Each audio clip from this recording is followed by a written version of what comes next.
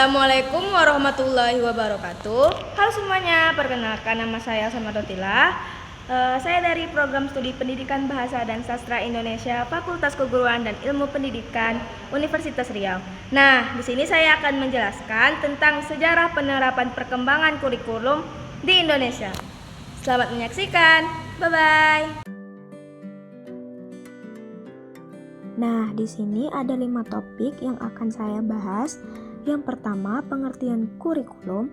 Yang kedua, apa pentingnya perubahan kurikulum dan mengapa kurikulum harus berubah. Yang ketiga, kurikulum Orde Lama. Yang keempat, kurikulum Orde Baru. Yang kelima, reformasi. Selanjutnya, kita akan membahas topik yang pertama, yaitu pengertian kurikulum. Menurut Undang-Undang Sisdiknas tahun 2003 mengatakan kurikulum adalah seperangkat rencana dan pengaturan mengenai tujuan, isi, dan bahan pelajaran serta cara yang digunakan sebagai pedoman penyelenggaraan kegiatan pembelajaran untuk mencapai tujuan pendidikan tertentu. Yang kedua, menurut Hilda Taba tahun 1962 mengatakan a plan of learning, yang berarti bahwa kurikulum adalah sesuatu yang direncanakan untuk dipelajari oleh siswa yang membuat rencana untuk peserta didik. Selanjutnya kita akan membahas tentang topik yang kedua, yaitu apa pentingnya kurikulum. Yang kedua, mengapa kurikulum harus berubah. Nah, pentingnya kurikulum disebut sebagai pedoman kerja bagi pihak pendidik atau guru. Dengan adanya kurikulum, pendidik atau guru dapat mengadakan evaluasi terhadap perkembangan peserta didik dalam menyerap ilmu dan pengalaman yang telah diberikan. Yang kedua, mengapa kurikulum harus berubah?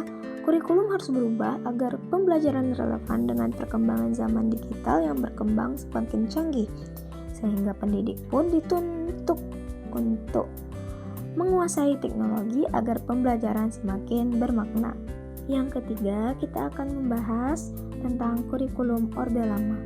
Orde Lama dalam sejarah politik Indonesia adalah merujuk kepada masa pemerintahan Soekarno yang berlangsung dari tahun 1945 hingga 1966.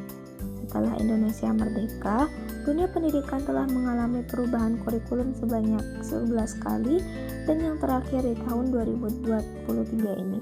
Kemendikbud menuliskan sejarah perkembangan kurikulum, diantaranya adalah yang pertama kurikulum 1947, kedua kurikulum 1954, yang ketiga kurikulum 1968, keempat kurikulum 1973, kelima kurikulum 1975, keenam kurikulum 1984, ketujuh kurikulum 1994, kedelapan kurikulum 1997, kesembilan kurikulum 2004, kesepuluh kurikulum 2006, kesebelas kurikulum 2013, dan yang terbaru saat ini adalah kurikulum Merdeka. Dengan adanya perubahan orientasi, model dan desain pendidikan tersebut diharapkan dapat membawa perubahan yang signifikan dan tercapai tujuan utamanya, yaitu meningkatkan kualitas serta mutu pendidikan nasional serta mensejajarkan dengan pendidikan yang ada di dunia. Kurikulum pada masa Orde Lama berlangsung mulai tahun 1945 sampai tahun 1965. Yang pertama, kurikulum 1947, Rencana Pelajaran 1947 Masehi Orde Lama. Ini adalah kurikulum pertama sejak Indonesia merdeka. Perubahan arah pendidikan lebih bersifat politis dari orientasi pendidikan Belanda ke kepentingan nasional. Saat itu mulai ditetapkan Pancasila sebagai asas pendidikan.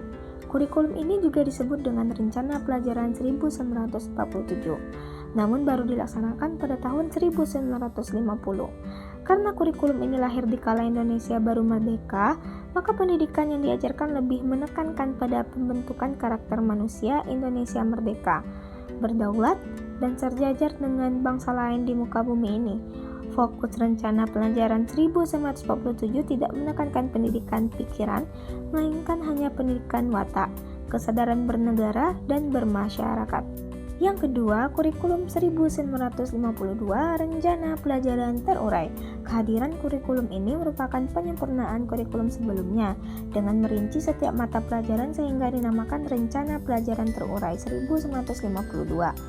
Kurikulum ini sudah mengarah pada suatu sistem pendidikan Indonesia, seperti setiap pelajaran dihubungkan dengan kehidupan sehari-hari. Silabus mata pelajaran menunjukkan secara jelas bahwa seorang guru hanya mengajar satu mata pelajaran. Yang ketiga, kurikulum 1964, Rencana Pendidikan 1964. Pemerintah kembali menyempurnakan sistem kurikulum pada 1964, yang dinamakan Rencana Pendidikan 1964. Kurikulum ini bercirikan bahwa pemerintah mempunyai keinginan agar rakyat mendapat pengetahuan akademik untuk pembekalan pada jenjang SD, sehingga pembelajaran dipusatkan pada program Pancawardhana, yaitu pengembangan moral, kecerdasan emosional atau artistik, keprigelan, dan jasmani. Nah, selanjutnya kita akan membahas topik yang keempat, yaitu Orde Baru. Bersifat politis, dan Orde Baru adalah sebutan bagi masa pemerintahan Presiden Soeharto di Indonesia. Dan Orde Baru ini dimulai dari tahun 1996 sampai 1998. Yang pertama, kurikulum 1968. Kurikulum pertama pada Orde Baru bersifat politis dan dimaksudkan untuk menggantikan Rencana Pendidikan 1964 yang dicitrakan sebagai produk Orde Lama. Kurikulum ini bertujuan membentuk manusia Pancasila sejati, kuat, dan sehat jasmani, mempertinggi kecerdasan dan keterampilan jasmani, moral, budi pekerti, dan keyakinan beragama. Kurikulum 1968 merupakan perwujudan dari perubahan orientasi pada pelaksanaan Undang-Undang 1945 secara murni. Cirinya, muatan materi pelajaran bersifat teoretis, tidak mengaitkan dengan permasalahan faktual di lapangan. Titik beratnya pada materi apa saja yang tepat diberikan kepada siswa di setiap jenjang pendidikan.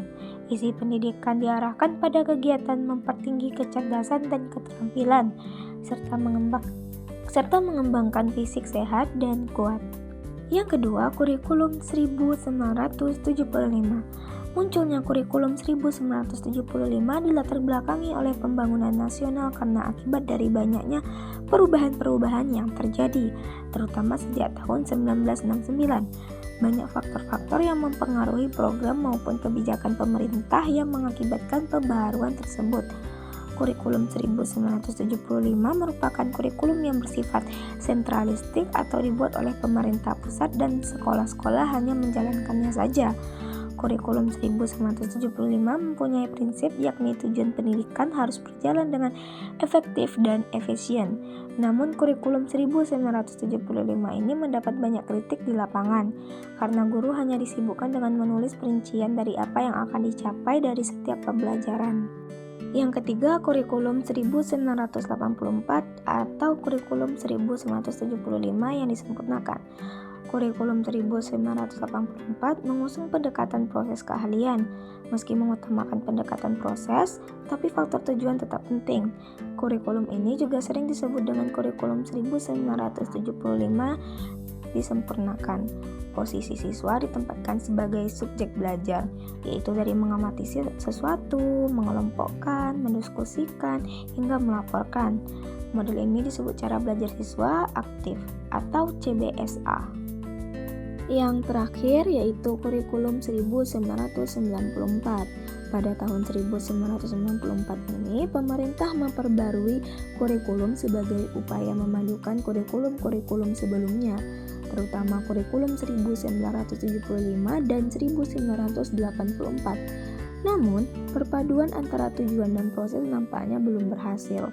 Akibatnya banyak kritik berdatangan disebabkan oleh beban belajar siswa dinilai terlalu berat, dari muatan nasional sampai muatan lokal, seperti bahasa daerah, kesenian, keterampilan daerah, dan lain-lain. Nah, topik terakhir yaitu yang kelima, masa reformasi. Pendidikan pada zaman reformasi mengutamakan pada perkembangan peserta didik yang lebih terfokus pada pengelolaan masing-masing daerah atau otonomi pendidikan. Dalam hal tenaga kependidikan diperlakukan suatu kualifikasi profesional untuk lebih meningkatkan mutu pendidikan Indonesia. Masa reformasi terjadi pada masa 1999 hingga sekarang. Yang pertama, kurikulum 2004 atau KBK, kurikulum berbasis komputer. Kurikulum berbasis komputer atau yang disingkat dengan KBK ini merupakan suatu konsep pendekatan strategi kurikulum yang menekankan pada penguasaan berbagai kompetensi tertentu. Peserta didik tidak hanya menguasai pengetahuan dan pemahaman, tapi juga keterampilan, sikap, minat, motivasi, dan nilai-nilai agar dapat melakukan sesuatu dengan penuh tanggung jawab. Yang kedua, kurikulum 2006 atau disingkat dengan KTSP, kurikulum tingkat satuan pendidikan. Kurikulum ini hampir mirip dengan kurikulum 2004. Perbedaan menonjol terletak pada kewenangan dalam penyusunannya, yaitu mengacu pada jiwa dari desentralisasi sistem pendidikan Indonesia. Pada kurikulum 2006, pemerintah pusat menetapkan standar kompetensi dan kompetensi dasar. Guru dituntut mampu mengembangkan sendiri silabus dan penilaian sesuai kondisi sekolah dan daerahnya. Hasil pengembangan dari semua mata pelajaran dihimpun menjadi sebuah perangkat. Kurikulum ini juga dinamakan kurikulum tingkat satuan pendidikan atau KTSP. Selanjutnya yang ketiga, kurikulum 2013. Kurikulum ini adalah pengganti kurikulum KTSP. Kurikulum 2013 memiliki 3 aspek penilaian, yaitu aspek pengetahuan, aspek keterampilan, dan aspek sikap dan perilaku. Di dalam kurikulum 2013, terutama di dalam materi pembelajaran terdapat materi yang dirampingkan dan materi yang ditambahkan. Materi yang dirampingkan terlihat ada di materi bahasa Indonesia, IPS, PPKN, dan sebagainya. Sedangkan materi yang ditambahkan adalah materi matematika. Kurikulum 2013 hingga saat ini masih berlaku dan diterapkan di sekolah berbagai daerah. Nah, yang terakhir, kurikulum merdeka. Kurikulum merdeka diluncurkan Mendikbudristek pada Februari 2020 lalu sebagai salah satu program Merdeka Belajar untuk meningkatkan kualitas pembelajaran. Kurikulum merdeka berfokus pada materi yang esensial dan pada pengembangan karakter profil pelajar Pancasila. Profil pelajar Pancasila sendiri terdiri atas nilai-nilai. Kurikulum merdeka adalah kurikulum dengan pembelajaran intrakurikuler yang beragam di mana konten akan lebih optimal agar peserta didik memiliki cukup waktu untuk mendalami konsep dan menguatkan kompetensi. Guru memiliki keleluasaan untuk memilih berbagai perangkat ajar sehingga pembelajaran dapat disesuaikan dengan kebutuhan belajar dan minat peserta didik. Proyek untuk menguatkan pencapaian profil belajar Pancasila dikembangkan berdasarkan tema tertentu yang diterapkan oleh Kemendikbudristek. Proyek tersebut tidak diarahkan untuk mencapai target capaian pembelajaran tertentu sehingga tidak terikat pada konten mata pelajaran. Sekolah yang melaksanakan kurikulum merdeka akan melalui beberapa tahapan implementasi, yaitu tahap mandiri belajar, kemudian mandiri berubah, lalu yang terakhir mandiri berbagi. Perubahan kurikulum secara nasional baru akan terjadi pada 2024. Ketika itu, kurikulum merdeka sudah melalui iterasi perbaikan selama 3 tahun di beragam sekolah atau madrasah dan daerah. Hanya itu yang dapat saya sampaikan. Bila ada kesalahan atau kekurangan pada topik yang saya jelaskan, tolong dimaafkan. Wabillahi taufik wa hidayah. Assalamualaikum warahmatullahi wabarakatuh.